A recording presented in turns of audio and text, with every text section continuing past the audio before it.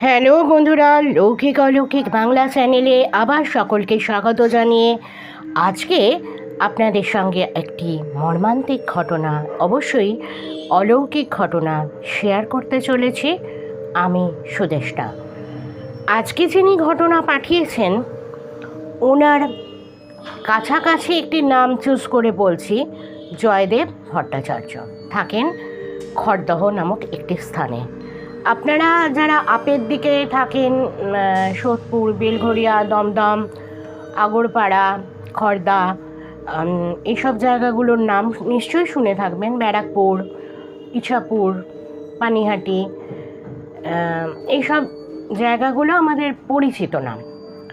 তো জয়দেববাবু পেশায় পুরোহিত, মানে পৌরোহিত্য করেন। ছোটোবেলা থেকেই জয়দেববাবু যেটা জানাচ্ছেন, একটু জ্ঞান হতেই ওনার পুজো আচ্ছার প্রতি প্রচণ্ড একটা আগ্রহ কাজ করত এবং বাড়িতে মানে অত্যন্ত নিষ্ঠার সঙ্গে, মানে উনি আমার বিশেষ পরিচিত। আমরা জানি মানে ওনার এটা ব্যাকগ্রাউন্ডটা আমি জানি খুব ভালো করে। মানে অত্যন্ত নিষ্ঠার সঙ্গে একেবারে নিয়মবিধি, আচরণবিধি সমস্ত মেনে উনি এতক্ষণ ধরেই পুজো করতেন। মাঝে মাঝে আমরাই বিরক্ত হয়ে যেতাম, বলতাম এবার শর্টে সারতে হবে। সত্যি উনি ভীষণ ভালো এই কাজটি করে থাকেন এবং এই চত্বরগুলোতে ওনার অবাধ যাতায়াত ছিল। মানে যতটা উনি বড় হয়েছেন এসব জায়গায় ওনার যাতায়াতটা বেড়েছে অবশ্যই ওনার যজমানদের কারণে। তো এরকমই একটি ঘটনা ওনার কাছে আসে। শুধু যে পুজো করেই উনি ক্ষান্ত দেন তা নয়, শ্রাদ্ধ, বিয়ে দেওয়া, এ সমস্ত কাজেও ওনার মানে ভীষণই নামডাক এবং সকলেই জানেন। ওই জয়দেববাবু আছে মানে বিশাল একেবারে নিয়মকানুন মেনে কাজকর্ম হবে, এটা সবাই জানে। যারা ওনার যজমান আছেন তারা তো ভীষণই মানে ওনাকে পছন্দ করেন। একবার ওনাকে দিয়ে পুজো করালে কেউ আর দ্বিতীয় কোনো ব্যক্তিকে দিয়ে আর পুজো করাতে চান না, এরকমই ওনার একটা নামডাক হয়ে গেছে। তো ঘটনাটা হচ্ছে, উনি তো শুধু এইসব করেন না, এরপর উনি যেগুলো করেন, অনেক সময় হয় যে অপঘাতে মৃত্যু হয়েছে, তার দোষ কাটানো।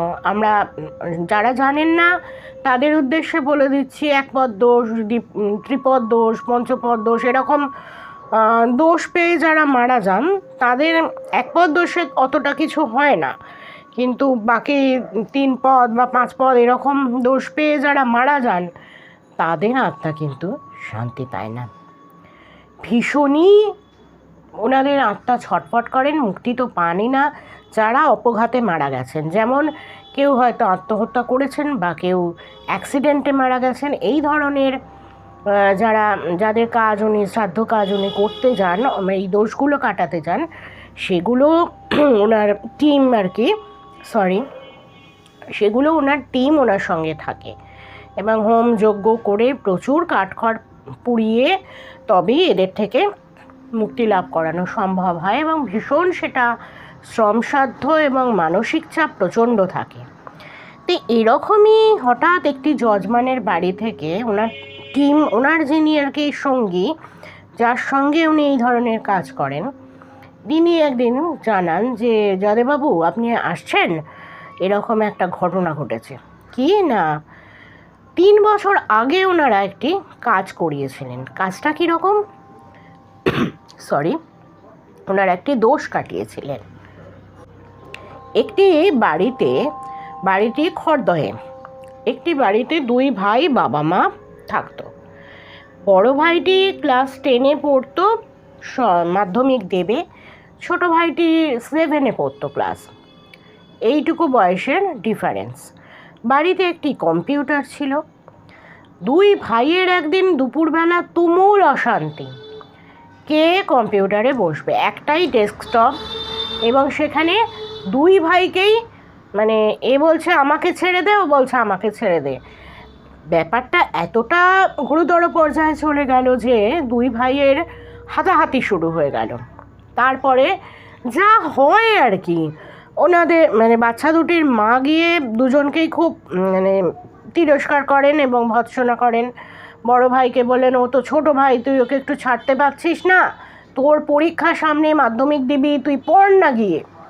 এইভাবে উনি আর কি একটু বকাঝকা করেছিলেন। সেটা ভদ্রমহিলা নিজেই বলেছিলেন কাঁদতে কাঁদতে যে আমি তো বড় ছেলেকে পড়তে বলেছিলাম। ছেলেটি ইতিমধ্যে কি করেছে, চিলেকোঠা মানে ছাদের চিলেকোঠার ঘরে গিয়ে ওখান থেকে গলায় দড়ি দিয়ে ঝুলে পড়ে।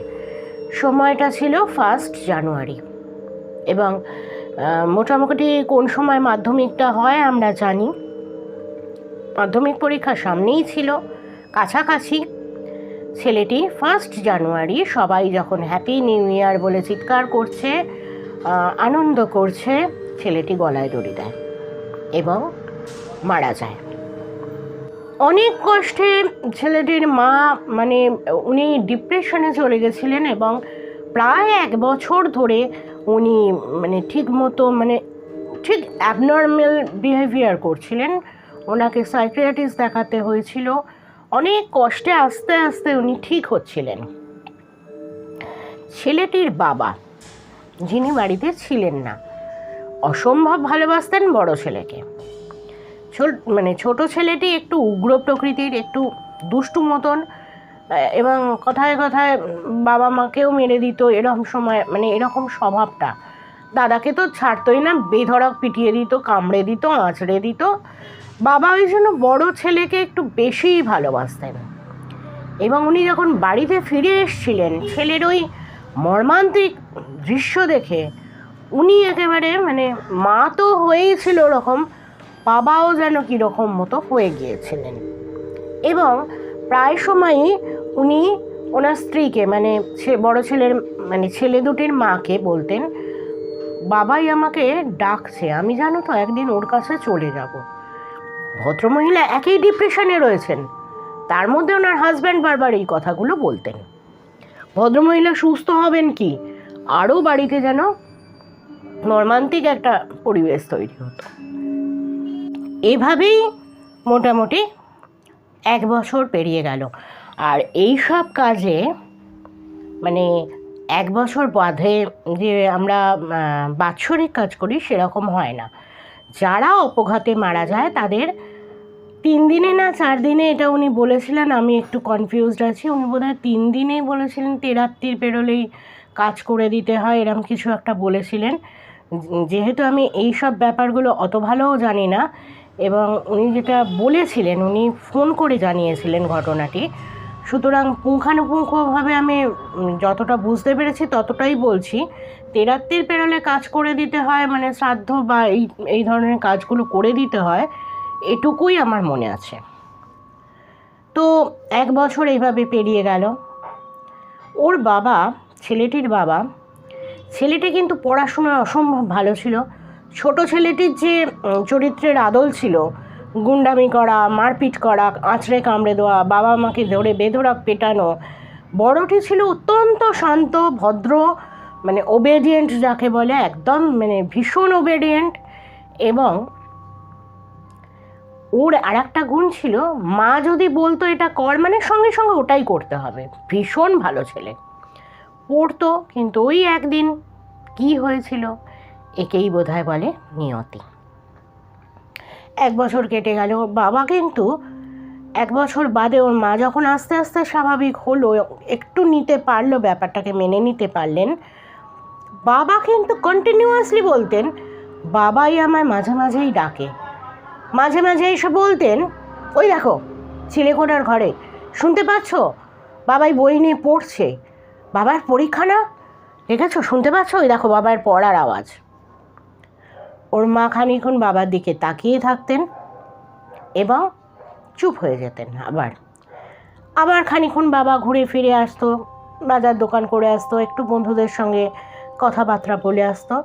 বাড়িতে ঢুকেই, আমি একটু আসছি জানো, ছেলেটাকে একটু দেখে আসি, বুঝলে, ওই ওপরে পড়ছে তো, একলা একলা পড়ছে, এরমভাবে উনি ছাদে মানে ওই চিলেকোঠার ঘরে চলে যেতেন। তারপর এসে হাসি হাসি মুখে বলতেন, ও জানো তো আমাকে ডাকছে, বলে বাবা তুমিও চলে এসো না, আমরা একসাথে বেশ থাকবো, খুব ভালো লাগবে, দেখো এখানে খুব শান্তি। এইবার ওর মা বাবার মুখের দিকে আবার চুপ করে তাকিয়ে থাকতেন। এইভাবে চলতে চলতে ঠিক 3 বছরের মাথায় সেই 1 জানুয়ারি বাবা চিলেকোঠার ঘরে গেলেন। মা বুঝে গেছেন ও তো রোজই যায়, সেরম কোনো ব্যাপার না, কিন্তু ওনার বাবার মধ্যে যে কী চলছিল সেটা বোধহয় এরা মা আর ছোটো ছেলে আঁচ করতে পারেনি। ইতিমধ্যেই ওর বাবা ওপরে গেলেন অফিস থেকে ফিরে। তারপরে ওর মা যেমন মানে হয় নর্মালি চা খেতে ডাকছিলেন, কোনো সাড়া নেই। এবার ওর মা জোরে জোরে ডাকতে লাগলেন, কি গো শুনছো, নেমে এসো, চা করেছি। কোনো সাড়া নেই। মার কিন্তু কোনো দিন কিছু মনে হয় না। সেই দিনই উনি চাটা নিয়ে চিলেকোঠার ঘরে গেলেন, বলে দেখি তো কি করছে। চিলেকোঠার ঘরে গিয়ে উনি যা দেখলেন, ওনার হাত থেকে কাপ পড়ে ছিটকে ভেঙে চারিদিকে চায়ে চা হলো, সেটা তো কোনো ব্যাপারই না। ছেলেটির বাবাও গলায় দড়ি দিয়েছিল, এবং সেটা একটা বীভৎস দৃশ্য।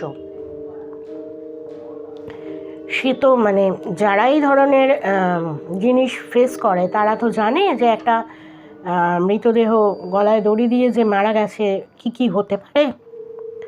ওই দৃশ্য দেখে ওখানেই ওর মা অজ্ঞান হয়ে যায়, বড় মানে ছেলেটির মা। ছোট ছেলেটা কিছু একটা করছিল, ওপরে গিয়ে সেও ওই দৃশ্য দেখে এবং দেখে মা ওরকম পড়ে রয়েছে। যেহেতু এই ছেলেটি একটু ক্রুয়েল টাইপের, ওর ভেতরে কি হয়েছিল জানি না, ও ফোন করে সঙ্গে সঙ্গে পাড়ার এক কাকুকে ডাকে। ভীষণ পরিচিত, ওদের বাড়ি যাতায়াত ছিল এরকম একজন কাকুকে ও ফোন করে ডাকে, কাকু শিগগিরই এসো, আমাদের সব শেষ হয়ে গেছে। কাকু আসেন, তিনিই পুলিশে খবর দেন, সব কিছু হয়। এবার ছেলেটিকে উনি নিজের বাড়িতে দিন কতক রাখেন, এবং বাড়িটিতে শুরু হয় ওই পাড়ার ভদ্রলোক, এরপরে বাকিটা বলেছিলেন জয়দেববাবুর কাছে। এরপর বাড়িতে যা চলতে থাকে, ছেলেটির প্রায় পাগল হয়ে যাওয়ার অবস্থা, এবং ওর মা তো ডিপ্রেশনের পেশেন্ট ছিলেনই, তিনি আবার অতলে তলিয়ে যান। ছেলেটি 7-এ পড়তো সেই সময়, 7-এ না সরি, ও তখন 3 বছর বাদে ওর বাবা এই ঘটনাটি ঘটিয়েছেন। দাদা যখন মারা গিয়েছিল তখন ও 7-এ পড়তো। ছেলেটি এখন 11-এ ছাত্র ছিল, এবং এবার ওর পড়াশুনোটাও বেশ টাফ ছিল। তো সবাই মিলে, আত্মীয় স্বজন মিলে ঠিক করে ওকে হোস্টেলে পাঠিয়ে দেওয়া হয়, কোথাও একটা ভর্তি করে। সেটা জয়দেববাবু বললেন ওই ব্যাপারটা আমি ডিটেল জানি না, ছেলেটা আর এখানে থাকতো না। মাকেও অ্যাসাইলামে ভর্তি করতে হয়েছিল, এবং বাড়িটা তালা দেওয়া থাকতো। তা সত্ত্বেও পাড়া প্রতিবেশীরা বলছে সন্ধ্যের পর থেকে ঘরে ওই মানে ছাদের ঘর থেকে আওয়াজ পাওয়া যেত নানা রকম, দুজনে যেন কথা বলছে, বাবা ছেলে এরকমই কথা বললে যেরকম একটা কনভারসেশনের অ্যাটমসফিয়ার ক্রিয়েট হয়, ওই ধরনের কথা। বেশ ভালো, মানে ভালো বলতে পাড়ার প্রতিবেশীরা বুঝতে পারতেন যে কী চলছে। তো সেই বাড়িতে পরে হোম যজ্ঞ করতে, আর এরা দুজনেই দোষ পেয়ে মারা গিয়েছিল, জয়দেববাবু এবং তার টিমকে ডাকা হয়েছিল। তো জয়দেববাবু বলছেন আমরা হোম যজ্ঞ যাই করছি, আমাদের যেন ওরা পারলে দুজনে মেরেই ফেলে, আমরা একসাথে থাকতে চাই, কেন তোমরা বিরক্ত করছো, এরকম একটা ভাব। তো যাই হোক, এরমভাবে চলতে চলতে ওরা হোমযজ্ঞ করেন, বেরিয়ে আসেন। তো জয়দেববাবু বললেন শেষ পর্যন্ত সাকসেসফুলি যজ্ঞটা শেষ হয়েছিল, এবং প্রতিবেশীরা বলছেন তারপর থেকে আর কিছু শোনা যায়নি। ছোট ছেলেটি এখন বেশ বড় হয়ে গেছে, বাড়িতেই ফিরে এসছে, মাকেও বাড়িতে ফিরিয়ে আনা হয়েছে, কিন্তু তারপর থেকে আর সেরকম কিছু সমস্যা হয়নি। কিন্তু কি মর্মান্তিক ঘটনা না, ছেলে মারা গেল সেই শোকে ওই একই দিনে, মানে ছেলেও মারা গিয়েছিল 1 জানুয়ারি, বাবাও মারা গেলেন 1 জানুয়ারি, ঠিক 3 বছরের মাথায়। বড় ছেলে রোজই বাবাকে নাকি ডাকতো, বাবা চলে এসো, আমরা একসাথে থাকবো, এখানে অনেক শান্তি, আমরা একসাথে খুব ভালো করে থাকবো। এটাই ছিল আজকের ঘটনা। কেমন লাগলো অবশ্যই আমাকে কমেন্ট বক্সে কমেন্ট করে জানাবেন। আপনাদের জীবনে বা আপনাদের পরিচিত কারোর জীবনে এরকম অলৌকিক বা দৈবিক কোনো ঘটনা ঘটে থাকলে অবশ্যই ডেসক্রিপশন বক্সে মেল আইডি দেওয়া আছে, আর ঘটনা লিখে পাঠাতে পারবেন, এবং হোয়াটসঅ্যাপ নাম্বার দেওয়া আছে যেখানে আপনারা ভয়েস রেকর্ড করে পাঠাতে পারবেন। অবশ্যই সঙ্গে থাকুন, শুনতে থাকুন লৌকিক অলৌকিক বাংলা চ্যানেল। আপনারা আমার এক্সটেন্ডেড ফ্যামিলি, আমার মনের জোর, মনের শক্তি এবং আমার পরিবারের অংশ। সঙ্গে থাকলে আমার মনের জোরটা বাড়ে। আর যারা নতুন শুনছেন অবশ্যই বলবো, ভালো লাগলে তো লাইক দেবেনই, কমেন্ট করবেন। কমেন্ট করলে ওগুলো পড়তে আমার ভীষণ ভালো লাগে। নতুন নতুন ভিডিও নিয়ে আসবার, মানে গল্প ঘটনা এগুলো নিয়ে আসবার আমি শক্তি খুঁজে পাই। আর ভালো লাগলে আমার চ্যানেলটাকে সাবস্ক্রাইব করে দিয়ে আমার পরিবারের অংশ হয়ে উঠবেন। আজ এই পর্যন্তই। ভীষণ একটা মর্মান্তিক ঘটনার মধ্যে দিয়ে গেলাম আমরা। এই পর্যন্ত জানিয়ে শুভরাত্রি জানিয়ে আমি বিদায় নিচ্ছি। আমি সুদেষ্ণা। সবাই ভালো থাকুন, সুস্থ থাকুন, শুনতে থাকুন, সঙ্গে থাকুন। বাই।